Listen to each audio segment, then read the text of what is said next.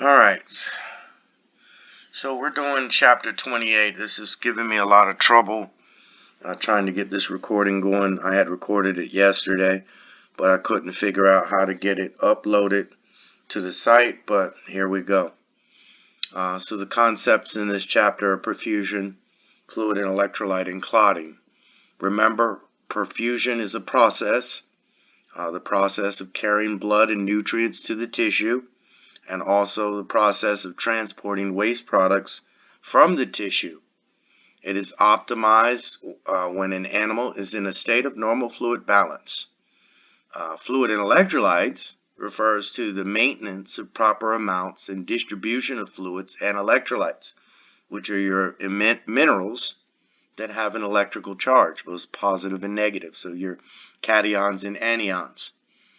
Coagulation is the process where the blood transforms into a liquid, gel-like state, forming a clot, and this helps you stop bleeding. So hemostasis. This is the body's natural way of stopping you from bleeding, and it involves a series of reactions that leads to the formation of what's called the fibrin mesh. Alright, so there's a picture of the cardiac conduction system. Remember that conduction begins with the sinoatrial node, which is the SA node, and that is located in the upper right atrium. It is considered the primary pacemaker of the heart, and it spontaneously has the ability to generate an electrical impulse, and this is what initiates the cardiac contraction. This special ability of this tissue is called automaticity. Usually it establishes a rate between 60 to 100 beats a minute. You also have another specialized tissue called the atrioventricular node, or the AV node. This is located in the right atrium of the heart, specifically within the Cox triangle. It's situated near the coronary sinus on the interatrial septum, and it receives impulses and it delays conduction. It needs to be able to temporarily hold the signal to allow the atrium to contract, which is called the atrial kick, and the ventricles to fill. Because remember, only 2/3 of the blood drains in, and only the last 1/3 is actually contracted in. So there's this time period where the AV node needs to hold that signal until it gets to the last 1/3, and then it'll release it and allow the atrium to contract. Once the AV node releases the signal, it goes down the bundle of His. This is located on the ventricular septal wall. It's a group of specialized muscle fibers that transmits the electrical signal from the AV node to the ventricles. This facilitates coordinated heartbeat contractions. Now, this signal needs to bifurcate because you have a right and a left ventricle. So you have a right and a left bundle branch. This is an extension of the bundle of His, and it carries the electrical signals to both the right and left ventricle. And then ultimately the signal will terminate at little finger-like projections called the Purkinje fibers. And these are located in the walls of each ventricle, and they're responsible for ventricular depolarization, which is the process that will bring about ventricular contraction. Alright, so this next picture, it's talking about the ECG or the EKG, and it's talking about what is it? It's a graph, and it represents cardiac electrical activity. Lead systems are made up of both positive and negative poles. So positive and negative determines which way the energy is flowing. Imaginary lines connect the two poles in the lead axis, and the direction of electrical conduction in the heart is called the cardiac axis. In a standard 12-lead EKG, you have 6 limb leads, and you have 6 chest leads, also known as precordial leads. And there's only 10 electrodes or wires for 12 views of the heart's activity. So the placement of these leads, for the precordial leads, you have what is called V1, and this is placed at the 4th intercostal space to the right of the sternal border. You have V2, which is placed at the 4th intercostal space to the left of the sternal border. And then V3 is placed midway between V2 and V4. V4 is placed at the fifth intercostal space at the mid-clavicular line, and V5 is placed at the anterior axillary line at the same level as V4. V6 is mid-axillary, so in the middle of the armpit, at the same level as V4 and 5. And then the limb leads. You have the right leg anywhere above the right ankle and below the torso, but not on a bone. The right arm is between the right shoulder and the wrist, but not over a bone. And then the same thing for the left side. Okay, so that's the placement. Okay, so here we have the grid, the ECG waveforms, which are measured. Remember the two things that we measure: amplitude, which is voltage or power. This gives you the vertical reading. And then we measure time and duration, which gives you the horizontal reading. They're printed on graph paper with measure blocks. Each measure block measures 1 millimeter in height and width and equals 0.04 seconds. 5 small blocks make up one large block, which equals 0.2 seconds. And 5 large blocks represents 1 second, and 30 large blocks equals 6 seconds. So that's where the 6-second strip that we talk about. All right, so it says here, each segment between the dark lines represents 3 seconds. So you got 2 segments there, times 2 is 6. 3 seconds is when the monitor is set for 25 millimeters a second. So to estimate the ventricular rate, you count the QRS complexes in a 6-second strip and then multiply that number by 10 to estimate the rate for 1 minute. In this example, there are 9 QRS complexes in 6 seconds, therefore the heart rate is 90 beats a minute. Alright, so here it says a normal EKG. The components of a normal EKG, the baseline is the isoelectric line, so the flat line. It occurs when there is no current flow in the heart. This occurs after complete depolarization and again after complete repolarization. The positive deflections occur above the isoelectric line and the negative ones occur below the isoelectric line. So remember, you have both positive and negative deflections. Positive deflections are the direction of the electrical current flow in the heart when it's moving towards the positive poles. The negative deflections is the direction of the electrical current when it's moving from the positive towards the negative poles. So think of positive as activity and towards the negative as recovery. The waves, these are the deflections on the EKG that represent the electrical activity of the heart. You've got the P wave, which represents a process called atrial depolarization, which is going to end in atrial contraction. The QRS complex starts a process called ventricular depolarization. That's the QRS, and that will end in ventricular contraction. The T wave starts a process called ventricular repolarization, or returning the ventricles back to a resting phase. And then some people may have what's called a U wave. This is a small wave sometimes seen after the T wave, and this represents late ventricular repolarization, and it's highly associated with low potassium, hypokalemia. Then you have the intervals. These are the time intervals between specific points in the EKG. So you've got the PR interval. That's the time from the beginning of the P wave to the beginning of the QRS complex. This reflects atrial depolarization and impulse conduction through the AV node. Normal duration is 0.12 to 0.22 seconds. You also have the QRS interval, the time of the QRS complex, measured from the beginning of the Q wave to the end of the S wave. Normal duration is 0.12 seconds. Then you have the QT interval. This is the time from the beginning of the QRS complex to the end of the T wave. This represents ventricular electrical systole. Normal duration for men is 0.45 seconds, and normal duration for women is 0.47 seconds. You also have the RR interval. This is the time between two consecutive QRS complexes. Normal duration ranges from 0.6 to 1.2 seconds, and it represents 60 to 100 beats per minute. Then you have the segments. These are the straight lines on the EKG between the waves, and they represent periods of no electrical activity. So you have that PR segment. That's the flat line between the end of the P wave and the beginning of the QRS complex. That's when the AV node is holding that signal. The ST segment is the flat line between the QRS complex and the beginning of the T wave. That's when the polarities are changing from positive to negative.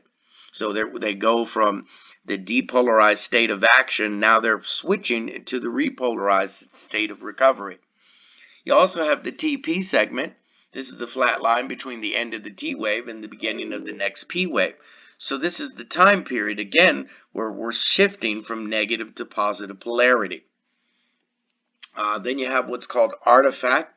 This appears like a fuzzy or a wandering baseline, and this can occur due to movement, placement over a bone, electrodes that are loose or defective, or outside electrical equipment like cell phones or electrical toothbrushes. Okay. All right. So it just talks about prepping the skin. Remember, remove any loose skin cells. Gently abrade the skin using a dry swab or a gauze. This helps remove dead skin cells and other debris because this can create resistance to the electrical signal. Also helps remove oils and dirt. Wash the skin with soap and water or use an alcohol-free wipe to remove oils and lotions. Make sure you dry thoroughly. Ensure the skin is completely dry before placing the electrodes, and moistened skin can hinder electrode adhesion, and it can interfere with the signal quality. You also need to check for proper placement. Ensure the electrodes are placed in the correct position according to the specific protocol being used. Create what's called a stress loop. Okay, for each lead wire, create a stress loop by looping the wire and securing it with tape. This prevents the lead wire from pulling directly on the electrode connection. Then you want to verify electrode contact before beginning the test. Have the patient move to ensure good electrode contact and a clear EKG signal in each lead. Always remove the leads when the test is complete to prevent skin breakdown and discomfort. You can loosen the electrodes with soap and water, gently peel it off, and then clean the area with soap and water. You may want to consider using like a non-greasy body cream on very sensitive skin to prevent irritation, and then allow it to dry before attaching new electrodes. Okay. So then we talk about EKG rhythm and analysis. What are we looking at? First thing it says is heart rate. Okay, the previous slide, count the number of QRS complexes and multiply by 10 to estimate. Always verify by checking the apical pulse. Many factors can alter the displayed rate. Anything less than 60 beats a minute is bradycardia, and anything greater than 100 beats a minute is tachycardia. You also want to assess the rhythm, assessing for atrial and ventricular regularity. You measure the distance between each R to R interval. If it's regular, it's a metronome-like with every beat equally spaced. It could also be regularly irregular. Every beat is not equally spaced, but there is a distinct pattern. And then you have what's called irregularly irregular, a sporadic pattern of beats with no clear spacing. You also want to check the P wave. You want to check the P wave for a consistent shape. Count how many P waves occur before the QRS complex. Questions to ask: are there P waves present? Do the P waves occur regularly? Is there only one P wave for each QRS complex? Are the P waves smooth, rounded, and upright in appearance? And do all the P waves look similar? Then you want to look at the PR interval. This reflects the time it takes for the electrical impulse to travel from the atria to the ventricles. Any prolonged or shortened PR interval can indicate heart conditions and potentially help diagnose issues like AFib or heart blocks. The QRS duration, when this is too narrow, it indicates that the impulse was not formed in the ventricles, and they refer to that as supraventricular. If the QRS is too wide, it indicates the electrical signal took too long to travel through the ventricles, and this can be caused by aberrant conduction or bundle branch blocks. Then you've got the ST segment. Elevation of the ST segment above the isoelectric line indicates a myocardial infarction. It could also be caused by pericarditis or elevated potassium, hyperkalemia. Any depression below the isoelectric line also indicates an MI. That's non-ST elevated MI. This can also be caused by ventricular hypertrophy, so enlargement of the chamber. Check the T wave. A high peak tall T wave indicates high potassium, so hyperkalemia. Also early repolarization, or even the very early stages of a heart attack. A depressed T wave, also known as T wave inversion, or a negative T wave, generally indicates myocardial ischemia or an MI, but it could also be caused by a pulmonary embolism. So you want to interpret the rhythm differentiating normal and abnormal cardiac rhythms, which are called dysrhythmias if it's abnormal. Okay. All right, so here's normal sinus rhythm. What are the requirements? Okay, normal sinus rhythm, both atrial and ventricular rhythms are essentially regular. There is a slight variation that's allowed if the rhythm is normal. The atrial and ventricular rates are both 83 beats a minute here. There's one P wave before each QRS complex, and all the P waves are of consistent morphology or shape. The PR interval measures 0.18 seconds and is constant, and the QRS complex measures 0.06 seconds and is also constant. Okay, so here we have sinus rhythms. Sinus tachycardia up top, the heart rate is 110 beats a minute, the PR interval is 0.12 seconds, and the QRS complex is 0.08 seconds. The second slide shows the sinus bradycardia. Heart rate is 52 beats a minute, PR interval is 0.18 seconds, and the QRS complex is 0.08 seconds. Tachydysrhythmias shorten the coronary perfusion time, and they can spike the cardiac output initially, but if it continues, they'll decrease the ventricular filling time and decrease cardiac output and also blood pressure. With your bradydysrhythmias, they can cause coronary perfusion to decrease because of inadequate cardiac output and therefore inadequate blood pressure.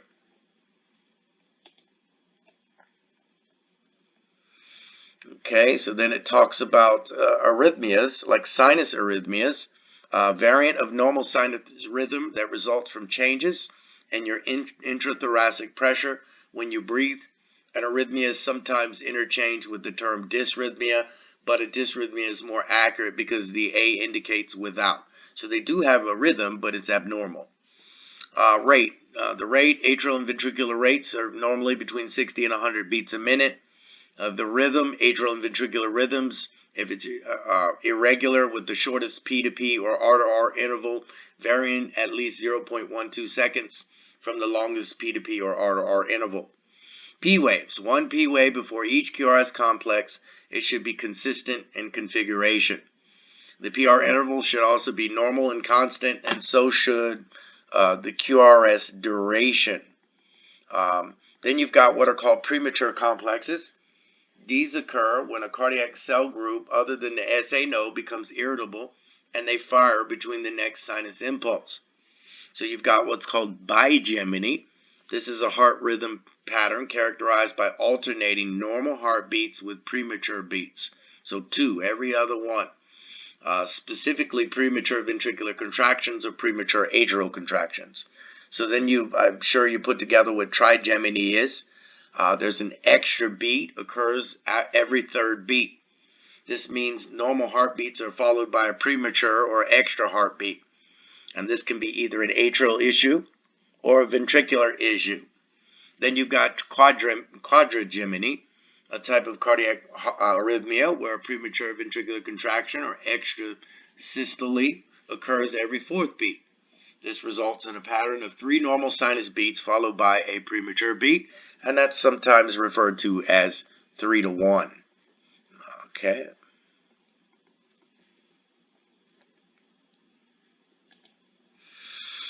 All right, sinus tachycardia, the heart rate here is 110 beats a minute. So we need to assess for possible sources of infection or bleeding and treat the underlying cause. They may need to be put on bed rest because they may experience dizziness and weakness, and they need to avoid stimulants like caffeine, alcohol, nicotine, and teach them to stress management techniques. All right, then you got sinus bradycardia. The heart rate here is 40 beats a minute.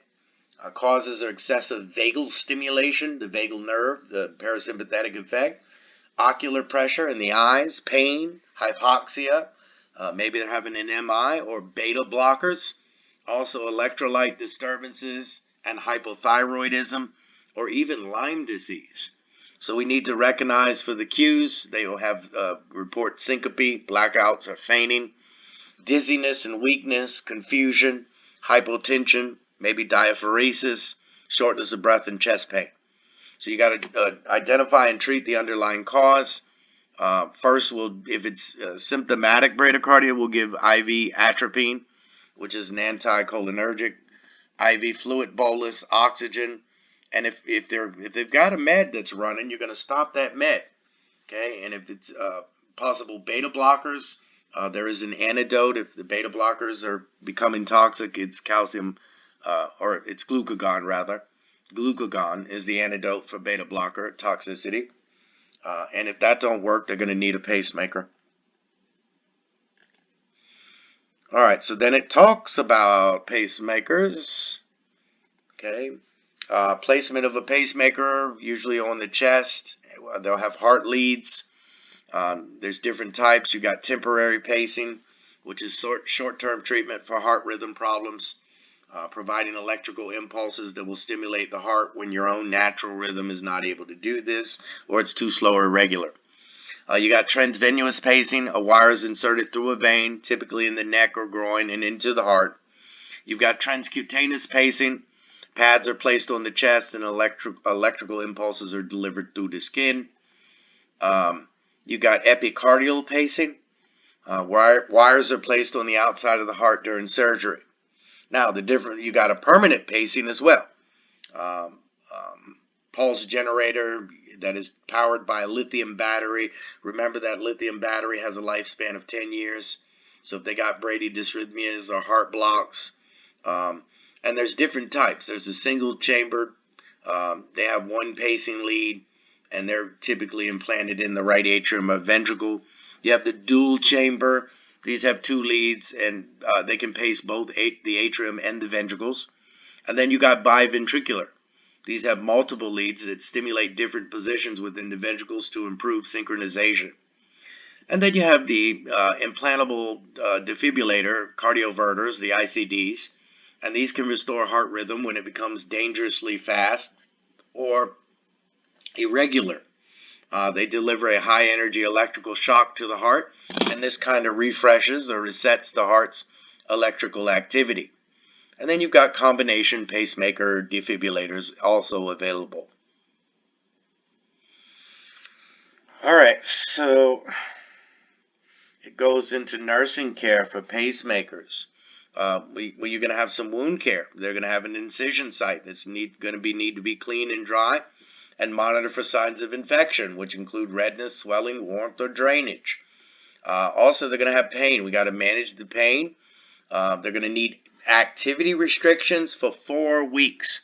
You're going to instruct them to avoid lifting the arm on the side of the pacemaker above the level of the heart, and no strenuous activity or heavy lifting.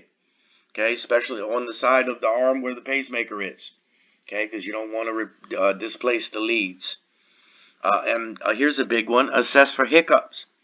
Observe for persistent hiccups. This can indicate the pacing lead is irritating the diaphragm. So you're going to notify the MD if this occurs. Teach them to check their pulse every day and report any changes.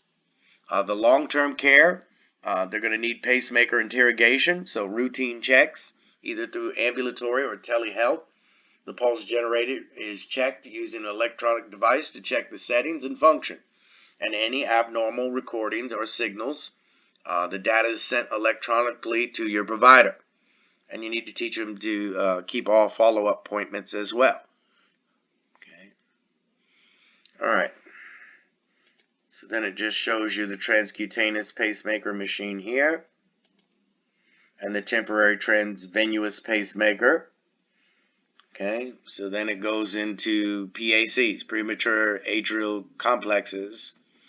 These are caused by stress, fatigue, anxiety, inflammation, and infection.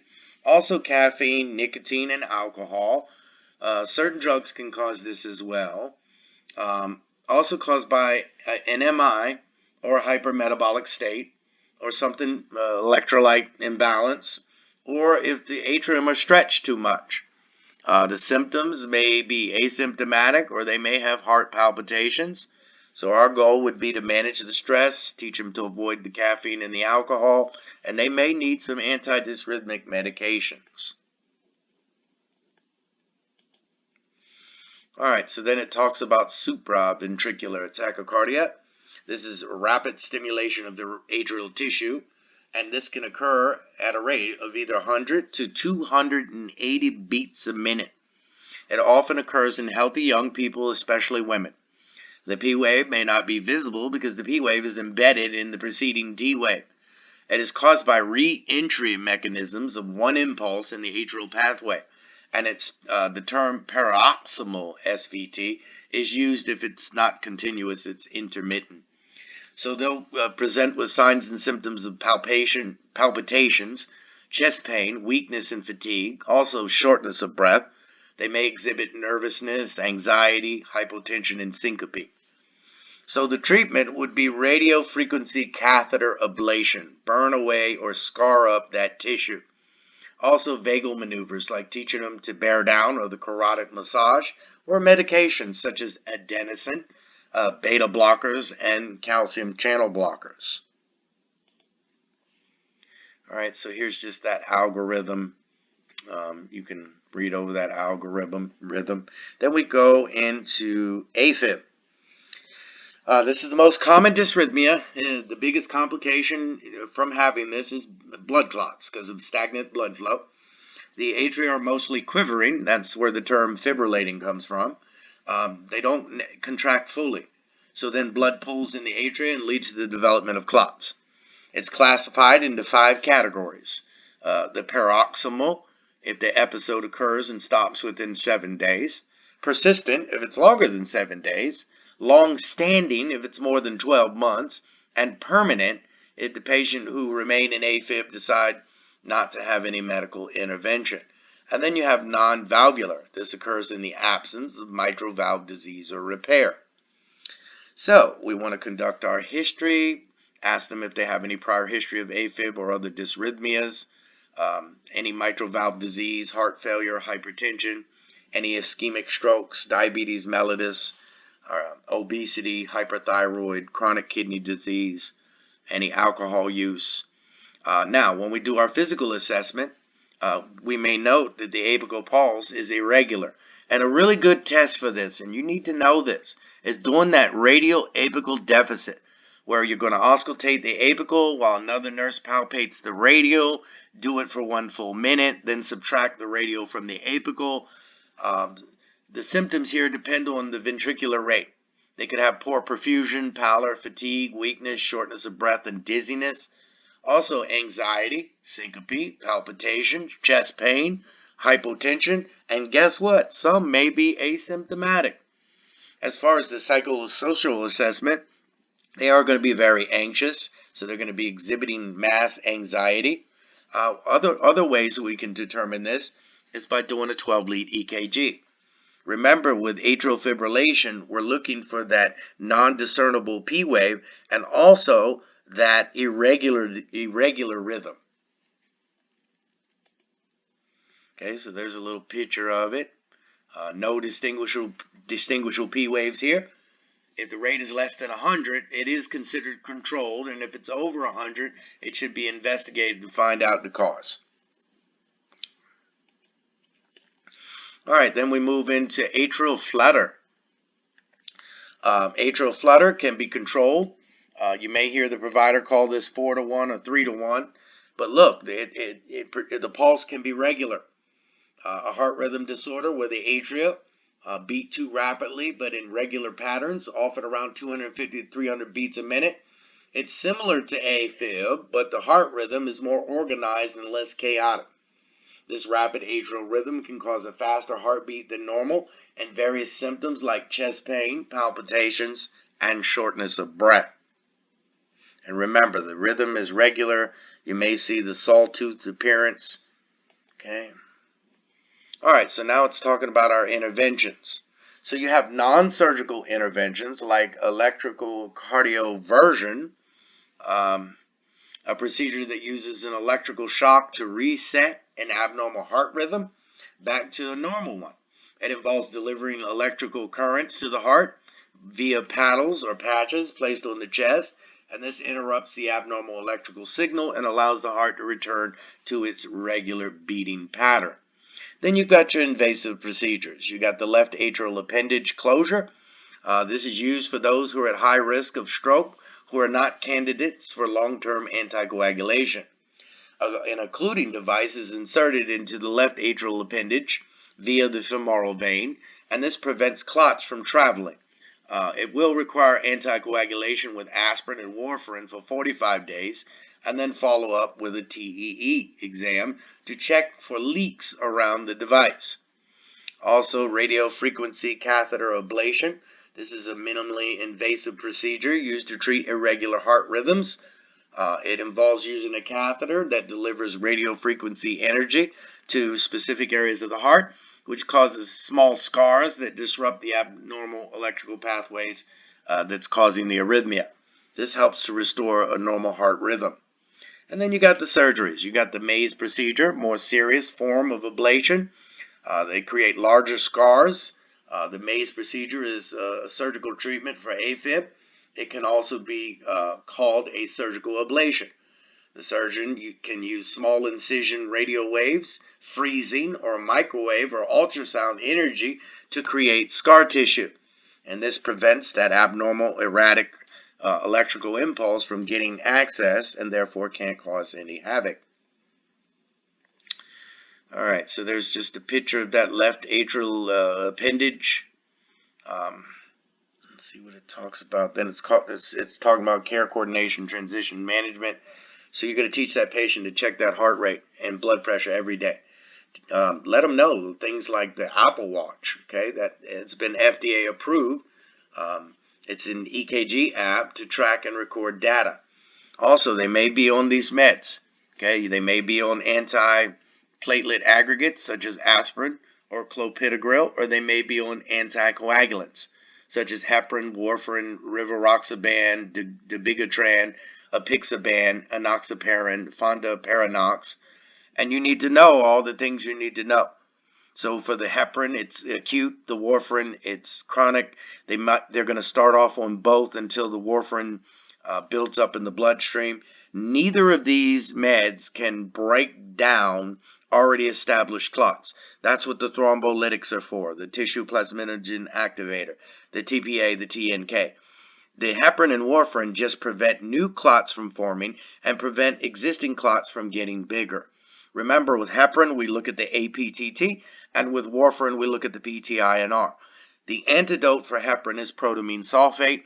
The antidote for warfarin is vitamin K. Then with the enoxaparin, it's a subcutaneous injection. Never dispel the bubble. We need to know all of that. Very important stuff here.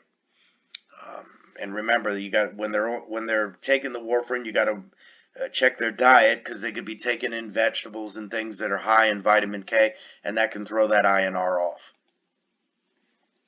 All right, so then it moves into ventricular dysrhythmias, and it starts talking about the PVCs, the premature ventricular complexes. These are extra abnormal heartbeats that originate in the ventricle. They disrupt the normal heart rhythm and are sometimes cause a feeling of a skip beat or a palpitation. They're common among healthy individuals, and they're not always life-threatening. They can occur in bigeminal, trigeminal, or quadrigeminal patterns. Now, if two PVCs occur together, it's called a couplet. 3 or more are non-sustained ventricular tachycardia, and that's when we really get concerned with 3 or more. Ventricular tachycardia more than 6 seconds, but less than 30 seconds, non-sustained. Longer than 30 seconds is considered sustained. Okay.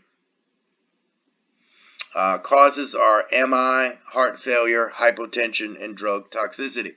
So we use cardioversion for stable VT. If the patient is taking digoxin, you got to stop it for 48 hours because digoxin increases ventricular irritability.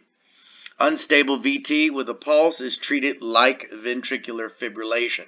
So we would do that same thing there. Ventricular fibrillation is a life-threatening arrhythmia where the heart's lower chambers quiver or twitch instead of contracting. The chaotic electrical activity prevents the heart from pumping, leading to cardiac arrest and potential death. So we have 3 to 5 minutes to get in there and defibrillate or give them some epinephrine. Then you have torsades de pointes. This is twisting of the points. It's a type of life-threatening heart rhythm that can lead to sudden cardiac arrest. It's a specific type of polymorphic ventricular tachycardia, meaning the QRS complexes on the EKG appear to twist around the baseline. The twisting is a visual clue to the conditions. Caused by medication, can be caused by amiodarone, which is an antidysrhythmic, or it can be caused by low magnesium, hypomagnesemia. So the treatment is to give mag sulfate. Then you have ventricular asystole. Ventricular asystole, also known as asystole or flatline, refers to the cessation of electrical and mechanical activity of the heart's ventricles. This results in no pulse and no blood flow. It's characterized by a flat straight line on an EKG, indicating no electrical activity. Immediate CPR is essential to maintain blood flow and oxygen to the brain and other organs. Medications like epinephrine and vasopressin may be administered to improve the chances of restoring a regular heart rhythm. In some cases, a pacemaker or a defibrillator may be used to restore a normal heart rhythm. Okay. All right, ventricular dysrhythmias, it's showing here. A, normal sinus rhythm with a unifocal premature ventricular complex. And then the B slide is showing normal sinus rhythm with a multifocal PVC, one negative and the other one being positive. Okay. Then we have VTAC, sustained ventricular tachycardia at a rate of 166 beats a minute. This will cause palpitations, dizziness, lightheadedness, shortness of breath, chest pain and discomfort, maybe some fainting, syncope, and fatigue. If the VTAC lasts too long, it can lead to loss of consciousness and cardiac arrest. In severe cases, VT can progress to VFib, a condition that can then progress to cardiac arrest. And there is the VFib, coarse ventricular fibrillation. If there's no pulse, no perfusion, begin CPR. Okay. And then we got ventricular asystole with one idioventricular complex. Remember, never treat the machine, always treat the patient. So just because you see a rhythm, it doesn't necessarily mean you're going to feel a pulse. It could be pulseless. Okay. All right, so then it goes into the management of cardiac arrest. Remember, the only time that we don't follow the ABC format is during CPR. We use the CAB. Circulation is the priority, followed by airway and then breathing. This is the only time that changes. Any other time, it's CPR, but ABC. But when it's CPR, you're going to take the car, meaning the cab, CAB. Okay. So then it just goes over some of the stuff that we already talked about: implantable cardioverter defibrillators, ICDs. Shows a little picture here, an illustration. Just remember, it's invasive. You got to worry about infection. You got to worry about hiccups. You got to worry about batteries. You got to worry about going to the airport, etc. All right, then it's got asystole. If the patient is unresponsive, you're going to ensure the scene is safe, and then you're going to call for help. You're going to try to get the AED. Check for a carotid pulse, one side at a time, no more than 10 seconds. If no pulse, begin chest compressions at a rate of 100 to 120 a minute. Push hard and fast at a depth of 2 to 2.5 inches or 1/3. Allow for full chest recoil. After the compressions are given, ventilate them with 10 to 12 breaths. Limit interruptions to less than 10 seconds. Persons performing the compressions should switch every 2 minutes. Okay, and then I think it's just questions to run that out. Questions.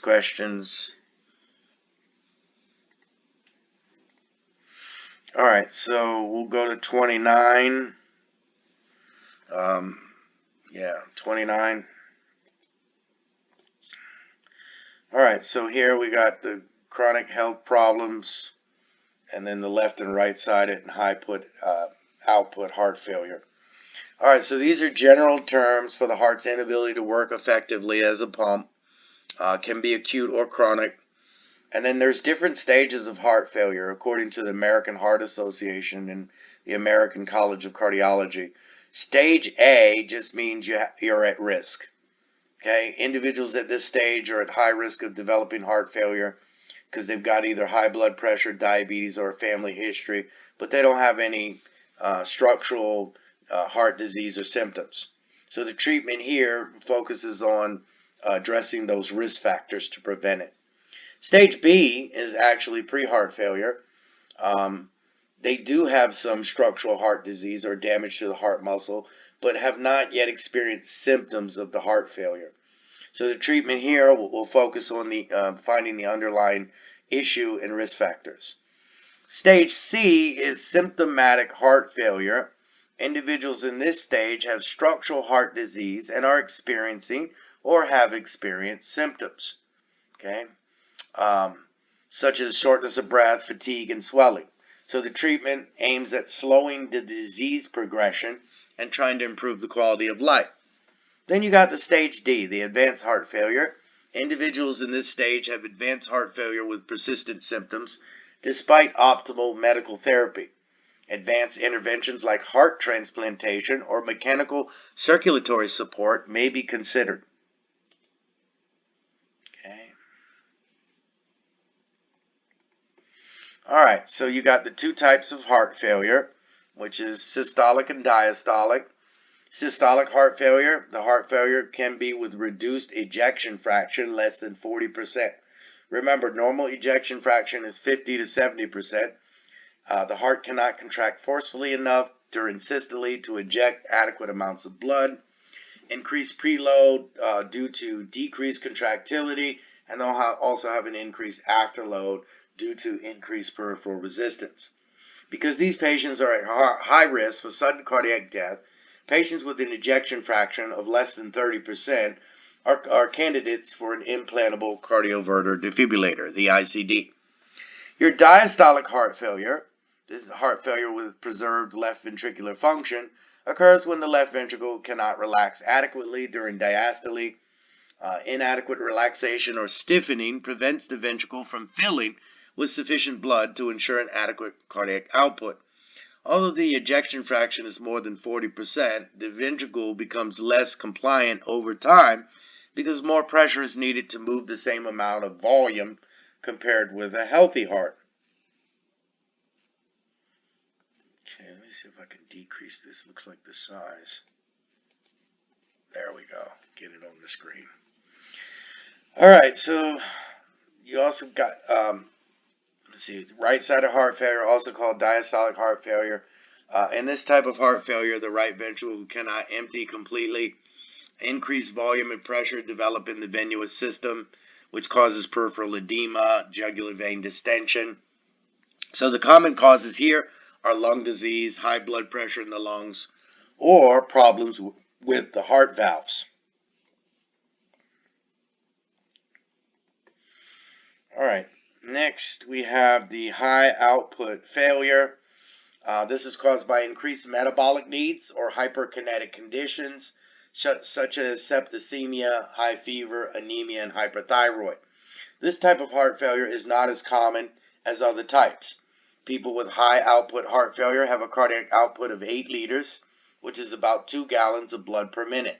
Normal cardiac output is between 4 to 8 liters, depending on body size, more like 5 to 6.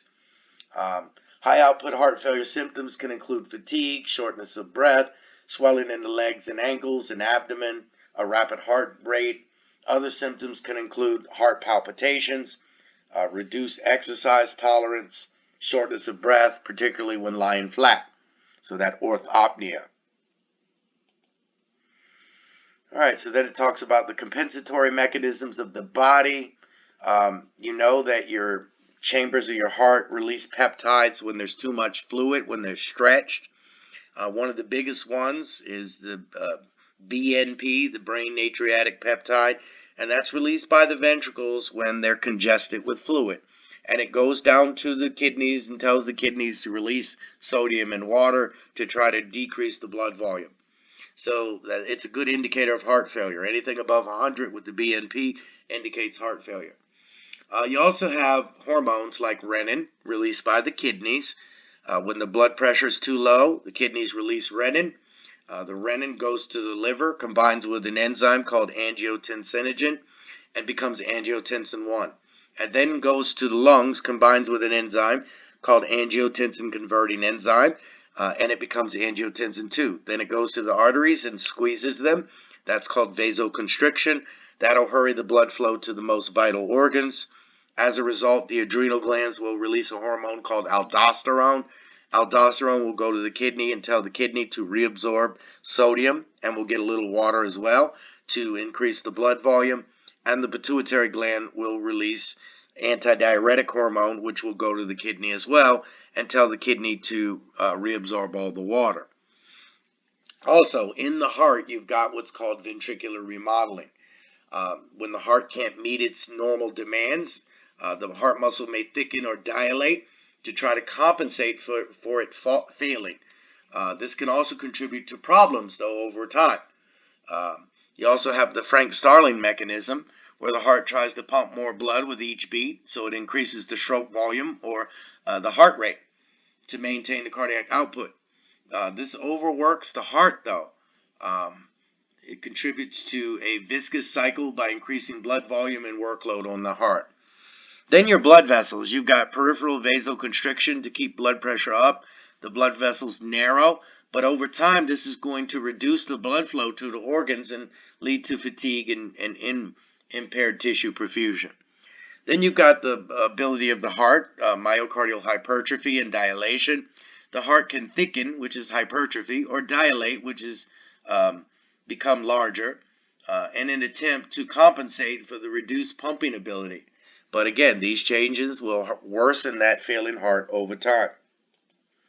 All right, and then here's just a diagram of that RAS system that I just went over, the protective mechanism to sustain the blood volume. All right, so remember, pulmonary problems like COPD or pulmonary hypertension can cause an acute respiratory distress syndrome can also cause right-sided heart failure. And then it lists your risk factors here. Make sure you read these over. Okay. And then it goes back over left-sided heart failure again. We've already kind of talked about this part. And then there's your right-sided heart failure signs and symptoms, which we kind of already touched on. And then it talks about the drugs used to reduce afterload. So we need to understand reducing afterload includes relaxing the arterioles, okay, which will cause them to dilate. This can reduce the resistance to the left ventricle, so it can reduce the afterload. This will improve the cardiac output. Okay. These drugs don't cause excessive vasodilation, but they can reverse some of the inappropriate or excessive vasoconstriction. Okay. Then you have your vasodilators. These can massively dilate the vessels. So that's nitroglycerin. This can reduce afterload and improve left ventricular ejection. Hydralazine. This is another atrial vasodilator that can reduce afterload. Sodium nitroprusside. This is a potent vasodilator. This is commonly used to rapidly reduce afterload. And ACE inhibitors. While primarily known for inhibiting the RAS system, they can also cause vasodilatory effects that reduce both preload and afterload. Also the ARBs, they work similar to the ACE. You also have the calcium channel blockers. They can reduce blood pressure by relaxing the vascular smooth muscle, and this can lead to a reduced afterload. Other medications, you got dobutamine. This can increase cardiac contractility and heart rate, but also reduce afterload, making it useful in certain heart failure conditions. Diuretics, while primarily known for reducing fluid volume, they can contribute to afterload reduction, especially when you have too much fluid volume. Beta blockers, while not directly vasodilatory, they can indirectly reduce afterload by decreasing sympathetic activity and therefore reducing that blood pressure. Alright, so interventions, we've got diuretics. They can enhance renal excretion of sodium and water, which will decrease preload and reduce systemic and pulmonary congestion. So the different diuretics, you have the loops, furosemide, torsemide, bumetanide. Remember with loops, ototoxicity, especially when given with another drug that causes ototoxicity. Remember orthostatic hypotension. Remember it lowers all of your electrolytes, but really potassium. Keep an eye on that. It increases your blood sugar, increases your uric acid level. But the only benefit about the loops, because they dump everything and work fast, you can give this to someone with bad kidneys and they'll still have a diuresis effect. Then you got the thiazides. Okay, these are a little more mild, so you think of a little more mild loss. Dehydration may occur, but it's not as likely as with the loops. The big thing to remember here is that calcium. It'll elevate the calcium. Then you got the potassium sparing. So you got to really keep an eye on the high potassium because it'll conserve potassium here. Also, with the potassium sparing diuretics, it causes a lot of endocrine effects like hirsutism, the hair growth, and abnormal places in the gynecomastia. You also have morphine sulfate. This is given for patients in acute heart failure to reduce the anxiety. It can decrease preload and afterload, but it can also slow respirations, so we got to be careful with that. And it can reduce pain associated with an MI. Okay, then it talks about your inotropes. Inotrope, remember you got dromotrope, electrical conduction speed, either positive or negative. You've got inotrope, contractility, either positive or negative. And you got chronotrope, which is the heart rate, either positive or negative. But we're specifically talking about inotropes and contractility.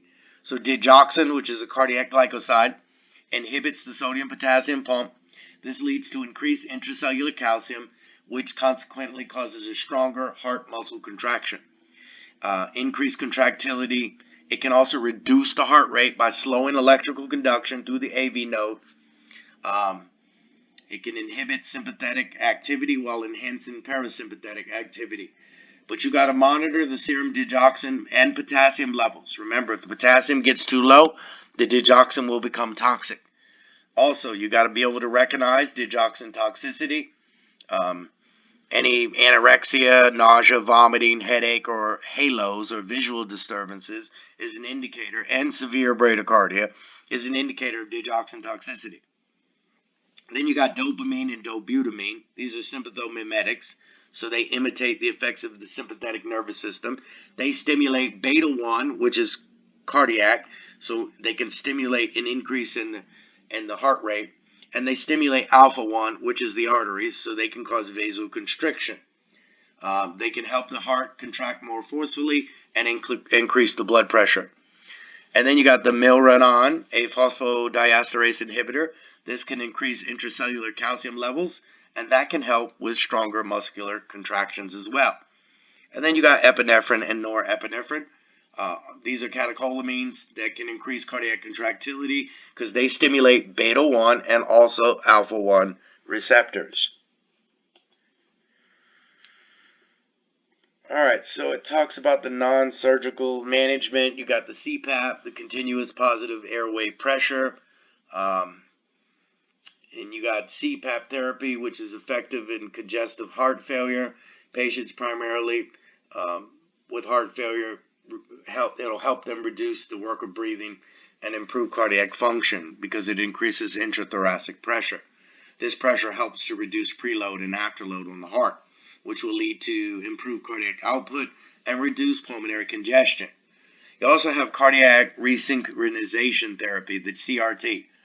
The heart failure can weaken the heart and disrupt the normal electrical conduction, causing the ventricles to contract out of sync. So this can help reduce the heart's ability to pump blood effectively, leading to symptoms. No, this can help with the contractions, rather, the synchronization of the contractions. Because if they're not synchronized, it will reduce their ability to pump effectively, which will lead to shortness of breath, fatigue, and swelling. The therapy can improve the coordination of heart contractions. It'll enhance the heart's efficiency, reduce symptoms, and improve the quality of life. Okay, because it helps the ventricles beat in a synchronized manner. It can help the heart pump more effectively, and this will lead to better blood flow and oxygen to the body. Then you got the VADs, the ventricular assist device, also known as the heart pumps.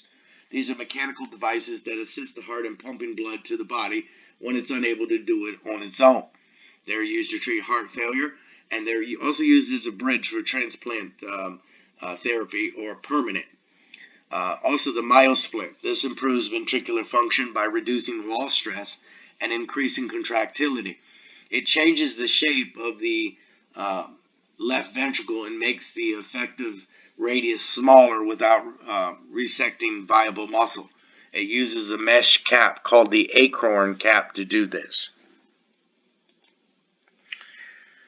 Alright, so then we got the patient teachings, which includes lifestyle modifications. They should follow a diet that's low in sodium to reduce fluid retention. They need to get that exercise, moderate intensity, physical activity, fluid intake, limit fluid intake to prevent fluid buildup. Weight management, you're going to report any increase in 2 pounds in a day or 5 pounds in a week. Stress management, deep breathing, meditation, or yoga. And if they're smokers, stop, okay, because that causes big time risk of heart failure. And alcohol, limit or completely avoid the alcohol as well. All right, so then it says preventing or managing pulmonary edema. These are the signs and symptoms. Remember the hallmark there, that pink frothy sputum. You want to know that. Be aware of that. Keep them upright. Enhance their breathing. Give them the oxygen. You can give them meds like nitro to cause that dilation, and morphine to relax that irritable tissue. Okay. All right. Remember that 1 kilogram of body weight is equal to 1 liter of fluid. We got to know that because we want to see if they have any type of rapid weight gain, etc. We want to be on these symptoms. All right, then it talks about mitral valve stenosis. This is usually caused by rheumatic fever. This is a condition that can inflame or make the heart, joint, brains, and skin swell. It's usually brought on from a previous strep or scarlet fever. The bacteria associated is group A streptococcus, which can cause the scarlet fever. It can also cause strep throat. It makes a toxin or a poison which causes a rash, and that's where the scarlet fever comes from, the rash. Alright, then it talks about mitral regurg. Is a condition where the mitral valve, which separates the left atrium from the left ventricle, doesn't close like it's supposed to, and this allows blood to leak backwards into the left atrium. Symptoms can include shortness of breath, especially when lying down or with exertion, fatigue, palpitations, which is basically a skipped heartbeat, and a heart murmur. Severe symptoms may include coughing, especially at night, lightheadedness, and swelling in the legs and ankles. We can diagnose it with an echocardiogram. That's an ultrasound of the heart that can visualize the valve and measure the amount of regurgitation. We can do a physical exam. They can listen to your heart. Cardiac catheterization. This can further assess the heart and the valves. And then we can treat it with meds like beta blockers, ACE inhibitors. They can manage the symptoms and slow the progression. Or they may have to do a valve replacement. Surgical repair or replacement of the mitral valve. Techniques like transcatheter mitral valve repair can sometimes be used to repair the valve and prevent them from needing surgery. Alright, then it talks about mitral valve prolapse. This occurs when the mitral valve leaflets bulge back into the left atrium during heart contraction, and this causes blood to leak back into the chamber. While often harmless and asymptomatic, it can lead to mitral regurgitation and cause symptoms like palpitations, chest pain, and shortness of breath. Most people don't need treatment. If the symptoms are present or the prolapse is severe, then they will, and this includes medications to control heart rhythm or blood pressure, or a valve repair or replacement, especially if it's severe mitral regurg. Alright, so then it goes into aortic stenosis. The aortic valve, which controls blood flow from the heart to the body, narrows, making it difficult for the heart to pump blood efficiently. This narrowing can be caused by various factors: age-related wear and tear, congenital defects, or infections. Causes include age-related wear and tear. Calcium deposits can build up on the valve over time, causing it to become stiff and narrow. Congenital defects. Some individuals are born with bicuspid or unicuspid aortic valves, which are more prone to stenosis. Also, infections, untreated infections like rheumatic fever, can damage the heart valves. Other conditions such as Paget's disease of the bone, kidney failure, and familiar hypercholesterolemia can also contribute to aortic stenosis. So the symptoms, many don't develop symptoms until they become severe. When they do appear, it's going to be fatigue, shortness of breath, especially with exertion, chest pain, fainting or dizziness, swelling in the ankles, feet, or legs, a heart murmur. And if this is left untreated, severe aortic stenosis can lead to heart failure. So, diagnosis, physical exam with a stethoscope, we'll hear a heart murmur.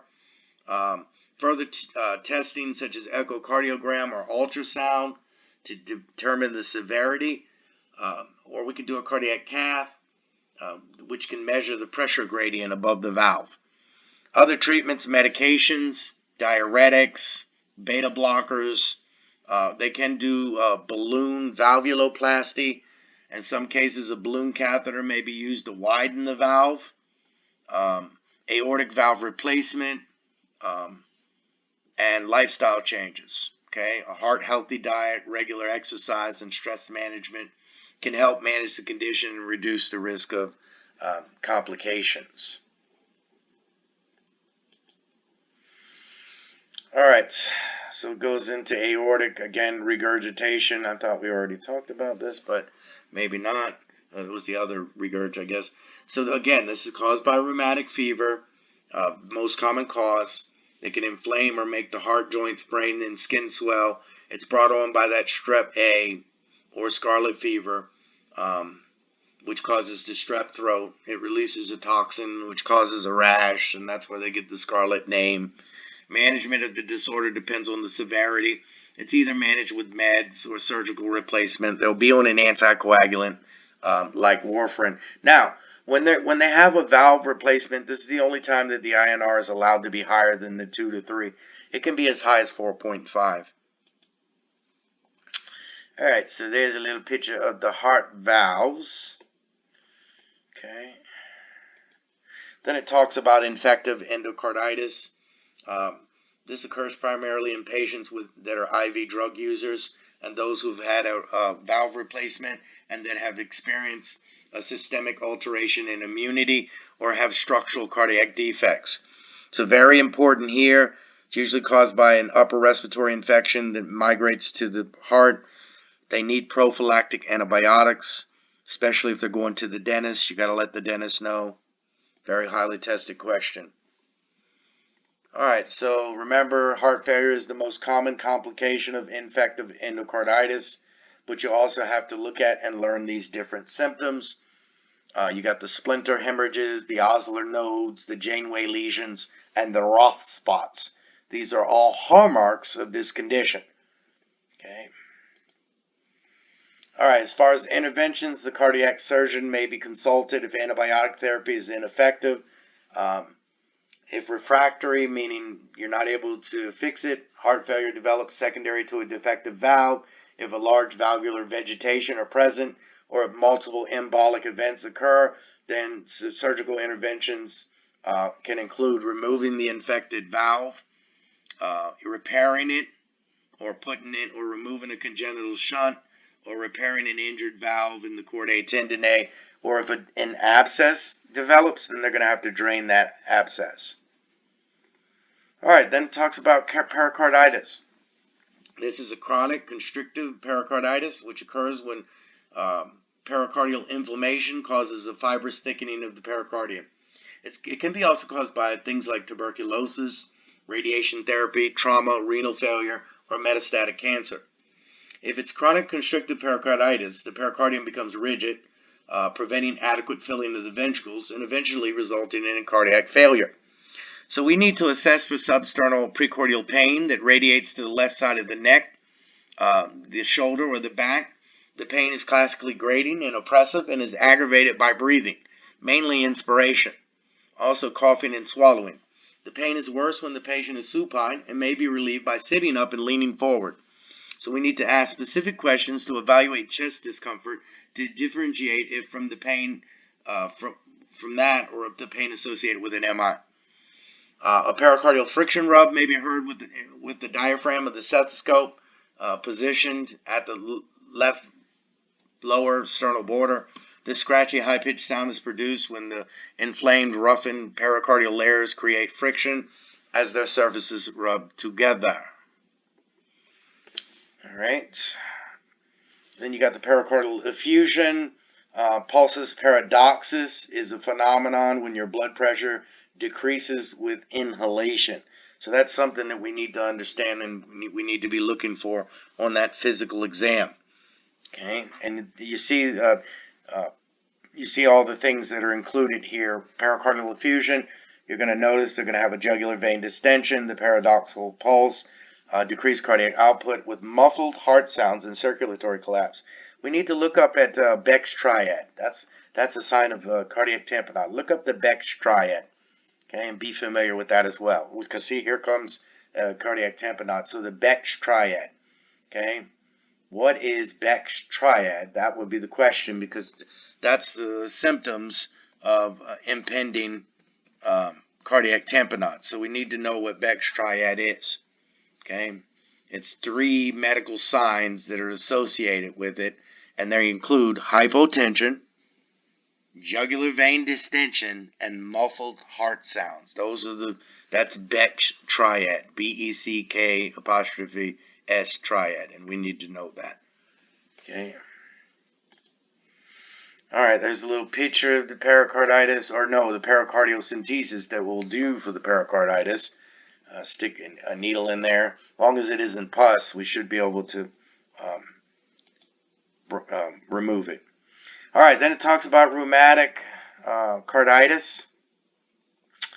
This is going to cause tachycardia, cardiomegaly, development of a new heart murmur or a change in an existing murmur. It could lead to a pericardial friction rub. They may have some precordial pain. If we look at the EKG, they'll have a prolonged P to R interval. Indications of heart failure, and this could be the result of an existing streptococcal infection. Alright, then it talks about cardiomyopathy. You've got dilated cardiomyopathy, where the heart muscle stretches and weakens, causing the heart to enlarge. Hypertrophic cardiomyopathy, the heart muscle thickens, making it harder for blood to flow out. You got restrictive cardiomyopathy, the heart muscle stiffens, making it hard to fill with blood. You got the arrhythmogenic right ventricular cardiomyopathy. This is where scar tissue or fatty tissue replaces normal heart muscles, causing an irregular heartbeat. You got the peripartum cardiomyopathy, which develops during pregnancy or shortly after, and the Takeda-Subo cardiomyopathy or broken heart syndrome. This is caused by stress and can lead to temporary heart failure. So I guess you can really break somebody's heart. Okay. Alright, so you know the interventions. We talked about these. We've been talking about these through the whole session. Okay. And then surgical management. We've talked about all these types of surgeries as well. And then I think it just goes questions from here on out. Yeah. Alright.